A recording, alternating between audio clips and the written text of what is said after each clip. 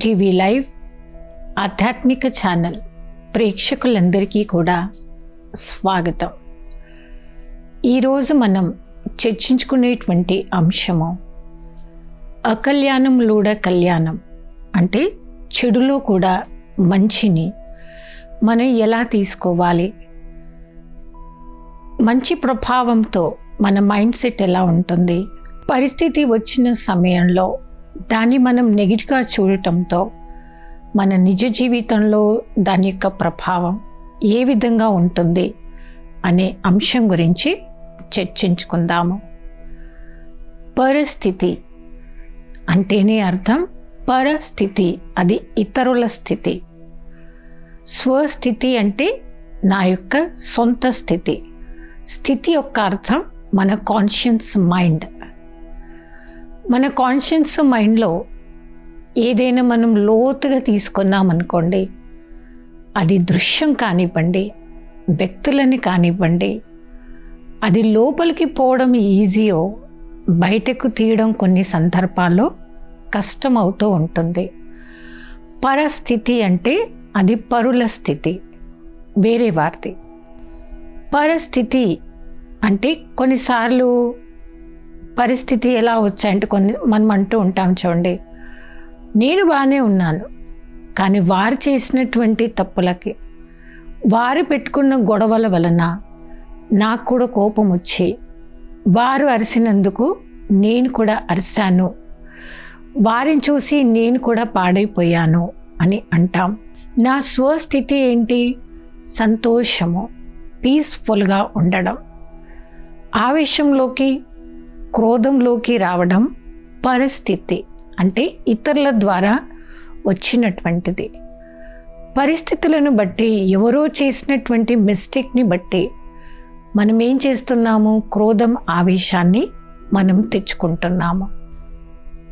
ఏది ఏమైనా మనం ఎక్కడికి వెళ్ళినా, ఏ విధంగానైతే మన వస్తువులు ఏంటి, మన లగేజ్ ఏంటి, మన బ్యాగ్ ఏంటి, లాస్ట్కి మన ఛార్జర్ పెట్టుకున్నానా లేదా, ఫోన్ కూడా పెట్టుకున్నానా లేదా, మన ట్యాబ్లెట్స్ కూడా పెట్టుకున్నానా లేదా, ఇన్ని మనం జాగ్రత్త అందరం చేసుకుంటూ ఉన్నాము, చూసుకోవాలి కూడా. కానీ నిజ జీవితంలో పరిస్థితులు వచ్చేప్పుడు అది నెగిటివ్ దృశ్యమే, కానీ స్వస్థితి, నా సొంత స్థితిని మనం కాపాడుకోవాలి. అలా నెగిటివ్లో కూడా మనం పాజిటివ్ని చూడగలగాలి, నేర్చుకోగలగాలి. దానికోసం మనం ఏం చేయాలి అనే అంశం గురించి ఈరోజు మనం చర్చించుకుందాం. ఒకసారి ఒక వ్యక్తి ట్రైన్లో వెళ్తున్నాడు. ఆ ట్రైన్లో వెళ్తున్నటువంటి వ్యక్తికి తన ఫ్రంట్ సీట్లో ఒక వ్యక్తి కనిపించాడు. చిన్న బాబుని తీసుకొని వెళ్ళాడు. అందరిలాగా వారు కూడా ప్రయాణం చేస్తూ ఉన్నాడు. ఆ చిన్న బాబు తను తింటున్న అన్ని కింద పడేస్తూ ఉన్నాడు. ఆ పక్క వారి పైన ఇసురుతూ ఉన్నాడు. ఆ చాక్లెట్ తిని బట్టల మీద వేసుకున్నాడు. బిస్కెట్స్ తిని కూడా బట్టల మీద వేసుకున్నాడు. అంతా అల్లారి చేస్తూ తోటి ప్రయాణికుల్ని అంత ఇబ్బంది పెడుతున్నా వారి ఫాదర్ మాత్రం ఏం తెలియనట్టు, అంటు ముట్టనట్టు, పట్టించుకోకుండా ఆ పిల్లోని మాత్రం ప్రేమగా చూస్తూ ఉన్నారు. తోటి ప్రయాణికులకి చాలా చిరాకు వచ్చిందనమాట. అసలు ఏం మనిషివయ్యా నువ్వు? పిల్లోడు ఇంత అల్లరి చేస్తున్నా, ఇంత చెత్త పడేస్తున్నా, ఏమి తెలియనట్టు చేసుకుంటే చేసుకొనిలే అని హాయిగా కూల్గా చూస్తున్నారు అని అడిగారు. ఆ వ్యక్తి చాలా డల్గా అయిపోయి మొహాన్ని అలా పెట్టుకొని ఆయన చెప్పిన జవాబు ఏంటంటే, ఒక 10 నిమిషాల ముందే ఈ చిన్న పిల్లోడు వాళ్ళ మదర్ చనిపోయింది. నేను ఇప్పుడు వెళ్తుంది ఆ పిల్లోడు వాళ్ళ మదర్ది దహన సంస్కారం చేయడానికి. సిచ్యువేషన్ నెగిటివే అది, కానీ కారణం తెలుసుకున్న తర్వాత ఏ పిల్లోనైతే చూస్తూ ఇప్పటివరకు అందరికీ చిరాకు వచ్చిందో ఆ పిల్లోని అందరి దగ్గర తీసుకొని ప్రేమగా వాళ్ళ దగ్గర ఉన్నటువంటి చాక్లెట్ బిస్కెట్స్ కూడా పిల్లోడికి తినిపించారు. ఇది పరిస్థితి సమయంలో నెగిటివ్ పాజిటివ్ పరిస్థితుల్లో అందరము వస్తూ ఉంటాం.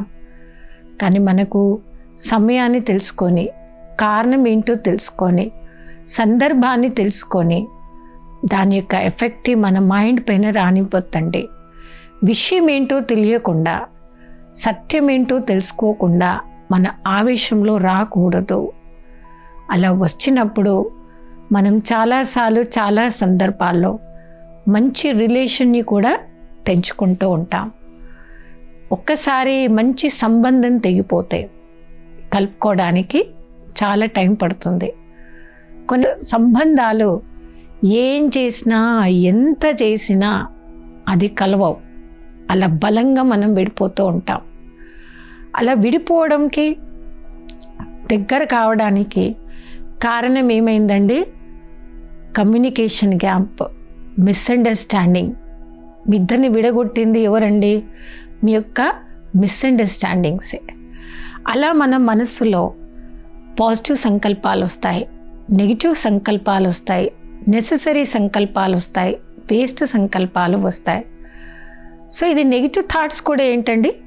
మిస్అండర్స్టాండింగ్స్తో కూడినటువంటి థాట్స్ కూడా. అప్పుడు ఏమైపోతుంది? సంబంధాలను బలంగా తెంచేస్తుంది. కలుపుకోవడం చాలా కష్టమవుతూ ఉంటుంది. అలా సంబంధాలను మనం తెంచుకోకుండా సత్సంబంధాలను ఏర్పరచుకోవాలి అంటే నెగిటివ్ సిచ్యువేషన్లో కూడా మనం పాజిటివ్గా ఉండగలగాలి. అలా మనం పాజిటివ్గా ఉండేలాగా మనను తయారు చేయగలిగేటువంటి శక్తియే దాన్ని ఆధ్యాత్మిక శక్తి అని అంటారు. సో ఈరోజు ఎపిసోడ్లో మనకు నేర్చుకుంటున్నటువంటి ఆధ్యాత్మికత ఏంటి అంటే, పరిస్థితుల ప్రభావంని ఎప్పుడు కూడా మీ మనసు పైన బలంగా నెగిటివ్ తీసుకోకండి. ఇప్పుడు చూడండి, మనం పంట పొలాలలో పనిచేసే వారికి అనుభవం ఉంటుంది. కొన్నిసార్లు చెడు చెట్లు, గడ్డి ఫాస్ట్గా పెరిగిపోతూ ఉంటుంది. ఆ చెట్టులో ఎప్పుడైతే నెగిటివ్ పెరిగిపోతుందో మంచి చెట్టును పెరగనివ్వకుండా అది వాడిపోతూ ఉంటుంది. మనసులో ఎప్పుడూ చెడుని మాత్రం నాటుకోకండి. ఎదుటి వ్యక్తి గురించి చెడును మాత్రమే డంపింగ్ చెయ్యకండి. చాలా బ్యాడ్ హ్యాబిట్ అండి. ఎంత చెడుని డంపింగ్ చేసుకుంటారంటే బ్రెయిన్లో, వారి గురించి మంచి చెప్పినా వినరు, మంచి మాట్లాడలేకపోతుంటారు, మంచి ఆలోచించలేకపోతూ ఉంటారు. అలాంటి పరిస్థితి మన మైండ్కు ఏర్పడితే లాస్ట్ ఫైనల్గా లాస్ అయ్యేది మనమేనండి. మంచి రిలేషన్స్ని బ్రేక్ చేసుకున్న వారిమవుతాం. మనం ఎంతోమందిని దూరం చేసుకుంటూ ఉంటాం. అలాంటివి మనం చెయ్యకుండా చెడులో కూడా మంచిని చూడాలి, నెగిటివ్లో కూడా పాజిటివ్ని మాత్రమే మనం చూడాలి, మనం నేర్చుకోవాలి. ఒకసారి యమధర్మరాజు ఎక్కడికో ఒక వ్యక్తిని తీసుకోవడానికి వెళ్ళాడనమాట, ధర్మరాజపురికి తీసుకెళ్ళిపోవడానికి. అలా తీసుకెళ్ళడానికి వెళ్ళినప్పుడు ఒక ఎలుక అక్కడి నుండి క్రాస్ అయిందంట. ఆ ఎలుక అక్కడి నుండి క్రాస్ అయ్యి యమధర్మరాజా ఎలుకని అడిగాడంట, అదేంటి నువ్వు ఇంకా ఇక్కడే ఉన్నావా అని అడిగేసి యమధర్మరాజు అక్కడి నుంచి క్రాస్ అయిపోయాడు. అప్పుడు ఎలుకకు తెలియని టెన్షన్ పెరిగిందంట. ఎప్పుడు లేనిది యమధర్మరాజు ఈ మాట నన్ను ఎందుకు అడిగారు, అదేంటి నువ్వు ఇంకా ఇక్కడే ఉన్నావా అని అడిగావు అంటే తొందరలో నన్ను ధర్మరాజు తన వెంట పైకి తీసుకెళ్ళిపోతాడో ఏమని చాలా టెన్షన్ వచ్చిందనమాట ఎలుకకు. ఎంత టెన్షన్ వచ్చిందంటే అటు ఇటు అటు ఇటు అటు ఇటు తిరగడం మొదలుపెట్టిందనమాట భయంతో. కొన్ని సందర్భాల్లో పూర్తిగా మనం వినము, విషయం ఏంటో తెలుసుకోము. అలా వినకుండా తెలుసుకోకుండా పాజిటివ్ నెగిటివ్ని మనం దాన్ని క్లియర్ చేసుకోలేకపోతూ ఉంటాం. నెగిటివ్లో కూడా మనం పాజిటివ్ నేర్చుకోవాలి అంటే మీరు శాంతిగా కూర్చోండి, శాంతిగా కూర్చొని విషయం ఏంటో అడిగి తెలుసుకోండి. అలా టెన్షన్లో పడినటువంటి ఆ ఎలుక అక్కడి నుండి పారిపోయి తన సేఫ్టీగానే ఉన్న ఎలుక ఎక్కడికి వెళ్ళి దాచుకుందంటే అక్కడిని ఒక పిల్లి కూర్చుంది. పిల్లికి భోజనం దొరకక అది టెన్షన్లో ఉంది. ధర్మరాజు అడిగిపోయాడు యమధర్మరాజు, అదేంటి నువ్వు ఇక్కడే ఉన్నావా అని అడిగాడు. చనిపోతానని భయంతో ఎలుక దాచుకోవడానికి ఎక్కడికి వెళ్ళింది? పిల్లి కూర్చున్నటువంటి ఇంట్లోకి వెళ్ళి భోజనమై చనిపోయింది. అసలు యమధర్మరాజా ఎలుకని ఎందుకు అడిగాడంటే, అదేంటి నువ్వు ఇంకా ఇక్కడే ఉన్నావా అంటే, ముహూర్తం టైంలో ఆ ఎలుక చనిపోయి పైకి ధర్మరాజపురికి వెళ్ళిపోవాల్సిన టైం అన్నమాట. ఆ విషయం ఎలుకకు తెలియదు కదా. తెలియక దానికి టెన్షన్ వచ్చేసి, టెన్షన్తో ఎక్కడ చేరుకుంది ఎలుక? ప్రశాంతంగా కూర్చున్న పిల్లి దగ్గరికి చేరుకొని భోజనం అయిపోయి ఆహారం అయిపోయి క్షణంలో చనిపోయింది. పరిస్థితి ఎలాంటిదైనా నెగిటివ్లో కూడా మనం పాజిటివ్ తీసుకోవడం మనము నేర్చుకోగలగాలి. అంతేకాని మన దృష్టికోణాన్ని మనం బ్యాడ్గా మార్చుకోవద్దు.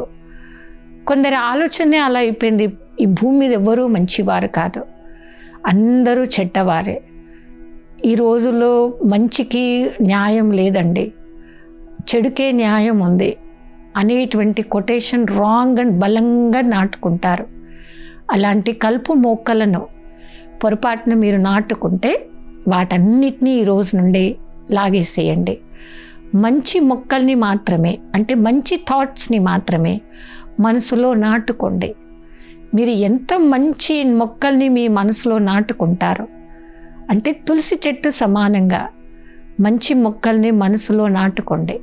ఇప్పుడు చూడండి, తులసి చెట్టు మనకి ఎన్నిటికీ, భగవంతునికి పూజకు కానివ్వండి, తీర్థానికి కానివ్వండి కదా, హారం తయారు చేయడానికి కానివ్వండి, మనం ఎన్నో ఎగ్జాంపుల్లో కూడా చెప్తూ ఉంటాం. శ్రీకృష్ణుడు లాంటి వారికి తులాభారం కోసం కూడా అలాంటి తులసి మొక్క ఒక్క ఆకు కూడా పనిచేసింది అని. అలాంటి పాజిటివ్ థాట్స్, పాజిటివ్ వర్షన్స్ని మాత్రమే మీ మనసులో మీరు బలంగా నాటుకోండి. కలుపు మొక్కలంటే నెగిటివ్ ఫీలింగ్స్, నెగిటివ్ సహవాసం నుండి పర్మనెంట్ దూరం ఉండండి. ఓకే, ప్రపంచం అనేది నెగిటివ్ ఉంది, పాజిటివ్ ఉంది. మనం చూసే దృష్టిలో ప్రపంచంలో అందరూ ఉంటారు, అందరిలోనే మనం ఉండాల్సిందే. మనం చేంజ్ చేసుకోవాల్సింది మన యొక్క మైండ్ సెట్ని.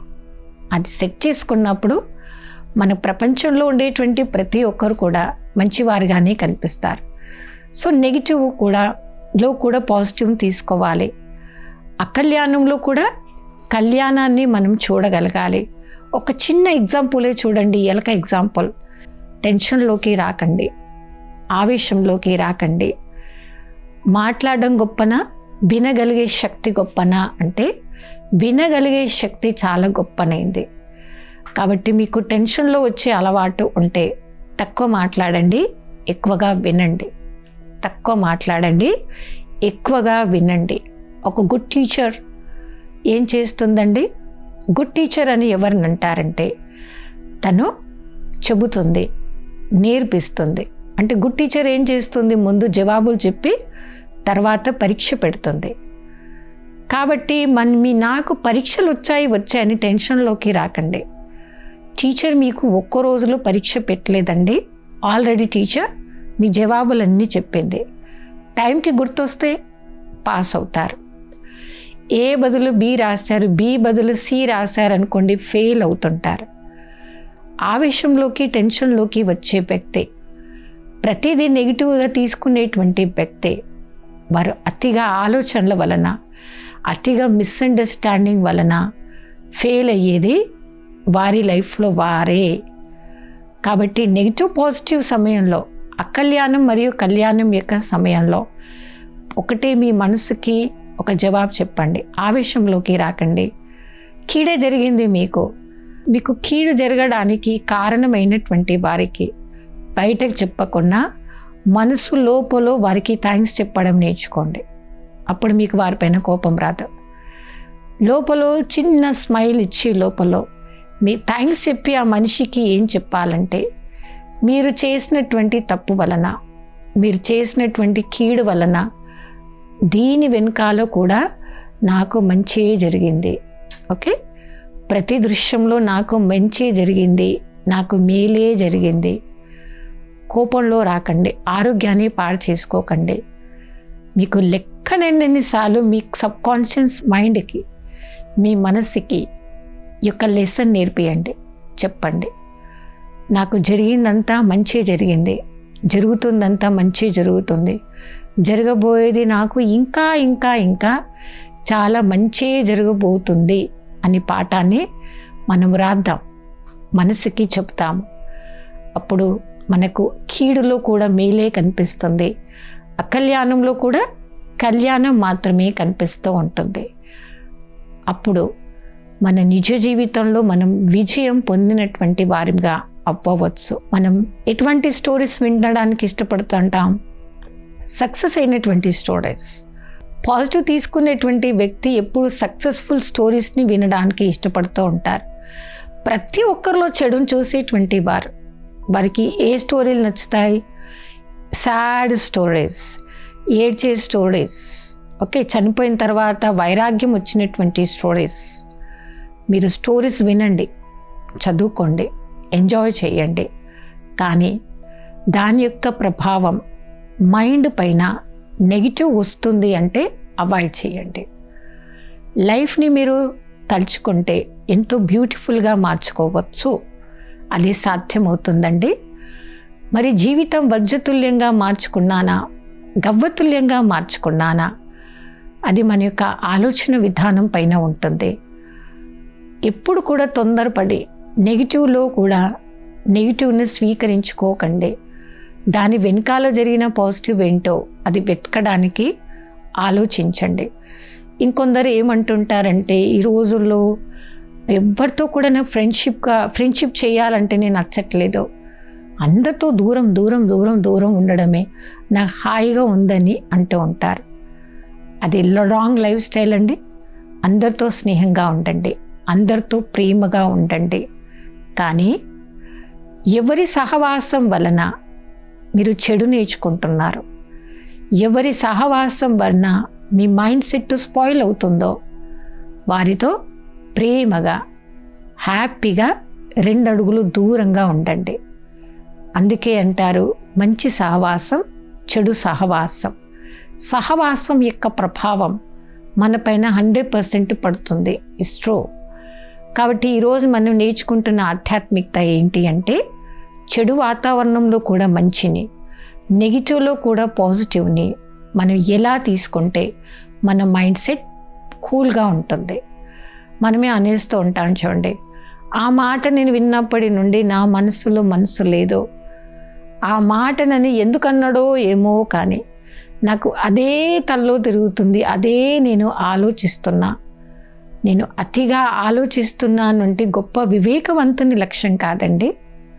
మీ యొక్క మైండ్ ఎనర్జీని లాస్ చేసుకున్న వారి అవుతారు. అతిగా ఆలోచించకండి, అతిగా నెగిటివ్ తీసుకోకండి, మిస్అండర్స్టాండింగ్లో కూడా రాకండి. మైండ్ సెట్ని పాజిటివ్గా మార్చుకోండి.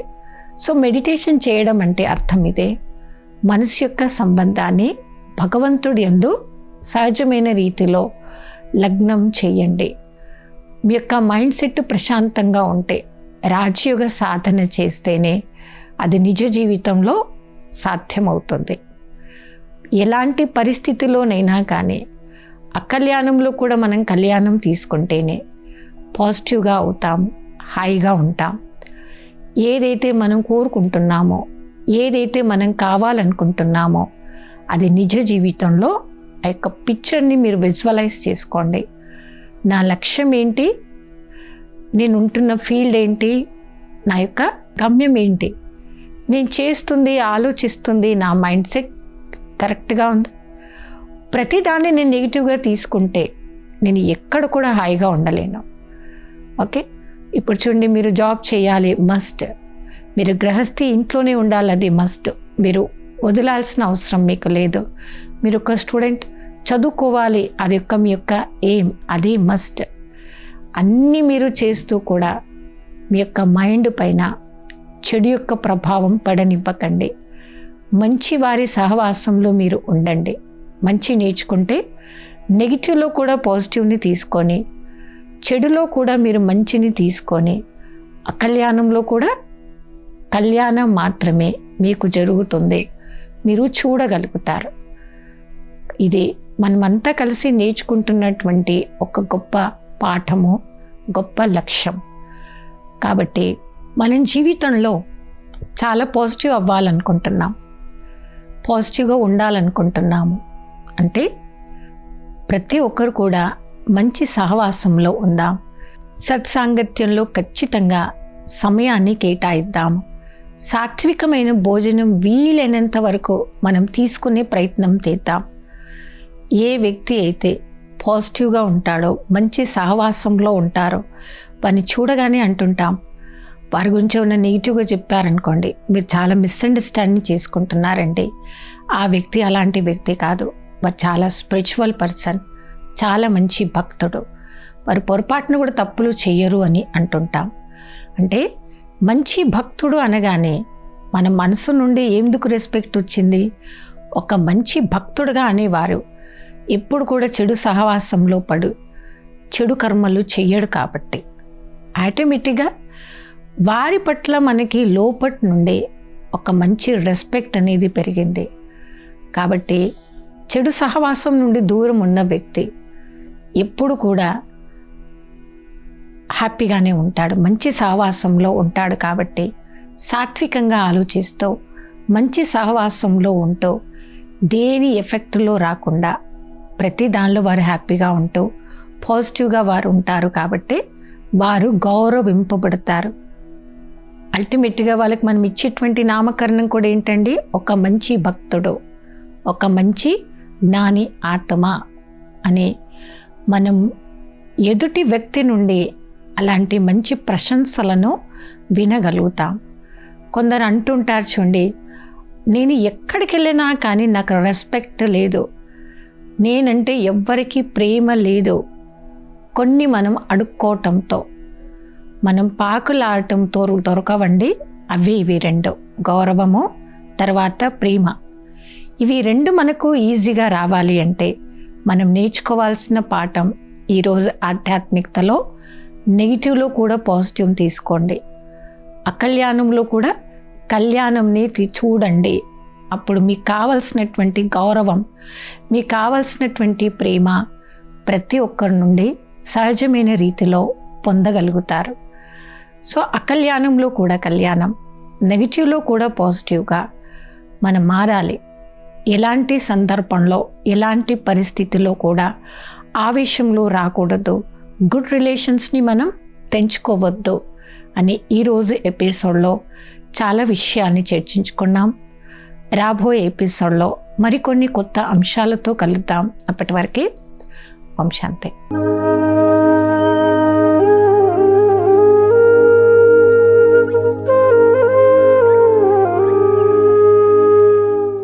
ఈ కార్యక్రమాన్ని తిరిగి చూడాలనుకుంటే www.youtube.com/@ETV Life Spiritual లో చూడవచ్చు.